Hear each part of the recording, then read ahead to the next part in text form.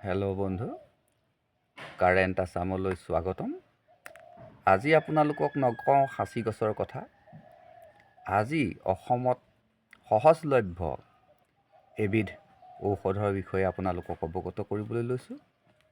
সাঁচি গছৰ কথা এইকাৰণেই নকওঁ, সাঁচি গছৰ কথা জানিছিল ভীমবৰ দেউৰীয়ে, সাঁচি গছৰ কথা জানিছিল ব্ৰিটিছসকলে, সাঁচি গছৰ কথা জানিছিল গোপীনাথ বৰদলৈ। হয়তো শুনি আপুনি আচৰিত হ'ব পাৰে, এটা সাঁচি গছৰ পুলিৰ মূল্য 185 টকা। বাহিৰত আমাৰ ইণ্ডিয়াৰ যেতিয়া বাহিৰলৈ গুচি যায় তেতিয়া এটা সাঁচি পুলিৰ মূল্য হয় 185 টকাৰ পৰা 700 টকালৈ। লণ্ডনলৈকে ইয়াৰ পুলি যায়। ব্ৰিটিছসকলে যেতিয়া আমাৰ দেশ শাসন কৰিছিল, ঠিক আমাক স্বাধীনতা দিয়াৰ পিছৰ কথা, 47 চনৰ পিছৰ কথা, অসমৰ পৰা এগাড়ী সাঁচি গছ নিবলৈ লৈছিল ব্ৰিটিছ ভাইচৰয়ে লণ্ডনলৈ। কিন্তু আমাৰ বন মন্ত্ৰী আছিল তেতিয়া ভীমবৰ দেউৰী। ভীমবৰ দেউৰীয়ে 4 কোটি টকা লৈছিল। এগাড়ী সাঁচি কাঠত 4 কোটি টকা লৈ ব্ৰিটিছক সেই সাঁচি গছ নিবলৈ দিছিল। মন কৰক, 1947 চনৰ পিছৰ কথা, তেতিয়াই এগাড়ী সাঁচি কাঠৰ মূল্য আছিল 4 কোটি টকা।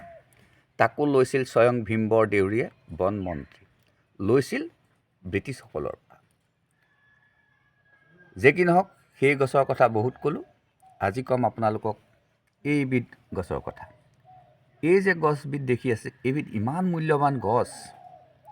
যদি আপোনাৰ ডায়েবেটিছ আছে তেতিয়াহ'লে আপুনি ইয়াৰ এমুঠি পাত ডালে পাতে ছিঙি আপুনি ধুই পখালি খুন্দি আপুনি এগিলাচকৈ 3 দিন খাওক। সপ্তাহত মাত্ৰ 3 দিন খাওক। আপোনাৰ ডায়েবেটিছ সম্পূৰ্ণ নিপাত হৈ যাব। ভাবি আচৰিত লাগিব, সেই একেজোপা গছে আকৌ আপোনাৰ যদি কৌষ্ঠকাঠিন্য থাকে, আপোনাৰ শৌচ নহয়, শৌচ খোলোচা নহয়, ক্লিয়াৰ নহয়, শৌচ কৰাৰ পিছতো আপোনাৰ আকৌ টেণ্ডেঞ্চি থাকি যায়, তেতিয়াহ'লে আপুনি ইয়াৰ এমুঠি পাত খুন্দি অকণমান গৰম পানীত মিলাই খাওক। মাত্ৰ 3 দিন, মাত্ৰ 3 দিনতে আপোনাৰ চাওক দুটা কাম ভাল হৈ গ'ল। এটা হ'ল আপোনাৰ ডায়েবেটিছ কণ্ট্ৰল হ'ল, 2 নম্বৰ আপোনাৰ কৌষ্ঠকাঠিন্যতা দূৰ হ'ল। অতি আচৰিত হ'ব, তৃতীয়টো ঔষধ হ'ল আপোনাৰ পাইলছ, যিটো দুৰাৰোগ্য বুলিব পাৰি, যাক অপাৰেশ্যন কৰিও ডাক্তৰে ঠিক কৰিব নোৱাৰে, ৰিপিট আহি থাকে। কিন্তু এই টেঙেচি টেঙা যদি আপুনি সপ্তাহত 3 দিন খায়, সপ্তাহত 3 দিন, হয় বন্ধু, ঠিকে শুনিছে, আপুনি সপ্তাহত 3 দিন এমুঠি ইয়াৰ পাত খুন্দি কেঁচাই খায় বা পাতত দিয়ে খায় বা কেৰাহী এখনত দি আপুনি ঢাকোন মাৰি দিয়ক, খন্তেকতে ই লেৰেলি যাব আৰু চেপা মাৰি দিলে তাৰ পৰা আপুনি ৰসখিনি পাব আৰু সেই ৰসখিনি আপুনি খাওক। আপোনাৰ পাইলছ সমূলঞ্চে নিপাত হ'ব, সমূলঞ্চে নিপাত হ'ব। আপোনাৰ ঘাই শিপালৈকে উচ্চন হৈ যাব। চাওক, যিটোত আপোনাৰ লাখ টকা খৰচ হয়, যি পাইলছৰ কাৰণে আপোনাৰ লাখ লাখ টকা খৰচ হয়, মাত্ৰ আপোনাৰ বাৰীৰ পিৰালিত থকা এই টেঙেচি, এইটো হ'ল সৰু টেঙেচি, এই এমুঠি সৰু টেঙেচিয়ে আপোনাৰ সেই দুৰাৰোগ্যটো ভাল কৰিব পাৰে, মানে আপোনাক লাখ লাখ টকা বচাই দিব পাৰে। ইয়াৰ পিছত আপুনি চাওক ছুগাৰ আপোনাৰ ভাৰতৰ শতকৰা 80% মানুহৰে ছুগাৰ আছে। শতকৰা 80জন প্ৰাপ্তবয়স্কৰ মানুহৰ ছুগাৰ আছে। হয়তো মানুহবিলাকে গম নাপায় যে তেওঁৰ ছুগাৰ আছে, কিন্তু সেই ছুগাৰ নিৰ্মূল কৰিবৰ কাৰণে এই টেঙেচিয়েই যথেষ্ট। আপুনি গোটেই আজীৱন ছুগাৰৰ পিল খাই থাকিব লাগিব। আৰু ছুগাৰৰ পিল খাই থকাই নহয়, ছুগাৰ হোৱাৰ পিছত আপোনাৰ হাৰ্টৰ প্ৰব্লেম আহিব, আপোনাৰ টেষ্ট বাঢ়িব, আপোনাৰ হাই ব্লাড প্ৰেছাৰ আহিব, হৃদৰোগ লগতেই থাকিবই। গতিকে আপুনি সেই সকলোখিনিৰ পৰা পৰিত্ৰাণ পাব পাৰে আপোনাৰ এই পিৰালিতে থকা এমুঠি টেঙেচিৰ পৰা। আপুনি চাওক, ইয়াৰ পিৰালিতে গজি আছে, ইয়াত কোনো খৰচ নাই।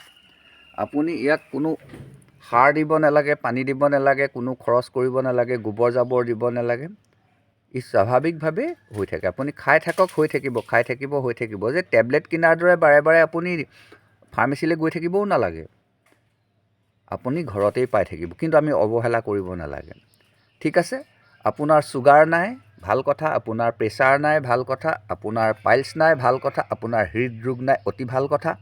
তথাপিও আপুনি এই টেঙেচি টেঙা আপুনি খাওক। টেঙেচি টেঙা মাছৰ লগত জোল বনাই আপুনি খাওক, আপোনাৰ দৃষ্টিশক্তি বৃদ্ধি হ'ব। এনেও দৃষ্টিশক্তি মানুহৰ স্বাভাৱিকতেই কমি যায়, কিন্তু যদি আপুনি এই টেঙেচিৰ জোল খায় তেতিয়াহ'লে আপোনাৰ দৃষ্টিশক্তি অটুট থাকিব। তাতোতকৈও আপুনি প্ৰমাণিত মই এটা আপোনাক এই কথা ক'বলৈ আগবাঢ়িছোঁ, সেইটো হ'ল আপোনাৰ ঘৰত যদি গৰু ছাগলী আছে, কেতিয়াবা আপুনি চাবচোন গৰু বা ছাগলীবিলাকে অত্যন্ত চেৰেলি বায়, মানে খুব হাগে। আপুনি হাগিবলৈ দিয়ক, দিনটো হাগিবলৈ দিয়ক। যেতিয়া 12 ঘণ্টা হাগিব, হগাৰ পিছত আপুনি ইয়াৰ একমুঠি প্ৰায় 100 গ্ৰাম ৰস উলিয়াই আপুনি ছাগলী বা গৰুক খাবলৈ দিয়ক। যদি গৰুক হয় আপুনি 200 গ্ৰাম 300 গ্ৰাম দিব পাৰে, ছাগলীক হ'লে আপুনি 100 গ্ৰাম দিয়ক। আপোনাৰ 3টা বজাত আবেলি যদি 3টা বজাত আপুনি এগিলাচ খুৱাই দিছে, আপোনাৰ লগে লগে ছাগলী হগা বন্ধ হ'ব আৰু পাছদিনাখনৰ পৰা আপুনি দেখিব যে ছাগলী একদম গোটা গোটা হাগিছে। অতি প্ৰমাণিত।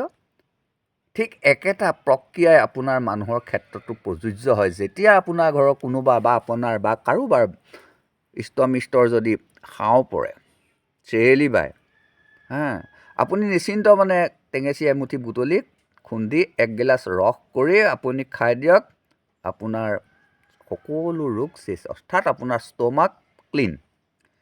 হেল্ল' বন্ধু, আমি সদায় টকাৰ পিছত দৌৰি থাকিলেই নহয়, টকাৰ পিছত দৌৰোঁতে দৌৰোঁতে আমাৰ স্বাস্থ্যৰ অৱনতি হ'ব পাৰে। সেইকাৰণে আমি আমাৰ স্বাস্থ্য ৰক্ষাত যদি গুৰুত্ব দিওঁ, টকাটো মেইন নহয়। স্বাস্থ্য ভালে থাকিলে আপোনাৰ সকলো থাকিব। হেল্থ ইজ ৱেল্থ, মনত ৰাখিব, হেল্থ ইজ ৱেল্থ। স্বাস্থ্যই সম্পদ। গতিকে আমি এই সম্পদ স্বাস্থ্য ৰক্ষা কৰিবৰ কাৰণে বৃহৎ অৰিহণা যোগাই আহিছে আমাৰ এই সৰু টেঙেচিয়ে, যাক বহুতে অৱহেলা কৰে। কিন্তু আজিৰ পৰা আপুনি যেতিয়া মোৰ ভিডিঅ'টো চালে, আপুনি আজিৰ পৰা এই সৰু টেঙেচিক শ্ৰদ্ধা কৰক, ভক্তি কৰক, খাবলৈ আৰম্ভ কৰক। এটা নিৰোগী সুস্থ জীৱন লাভ কৰিবলৈ আপুনি সক্ষম হ'ব। হেল্ল' বন্ধু, বেছি দীঘলীয়া নকৰোঁ, আজিৰ ভিডিঅ'টো মই ইমানতে শেষ কৰিছোঁ। আকৌ লগ পাম। ভাল লাগিলে লাইক কৰিব, কমেণ্ট কৰিব, শ্বেয়াৰ কৰিব। আজিলৈ আহোঁ, ধন্যবাদ।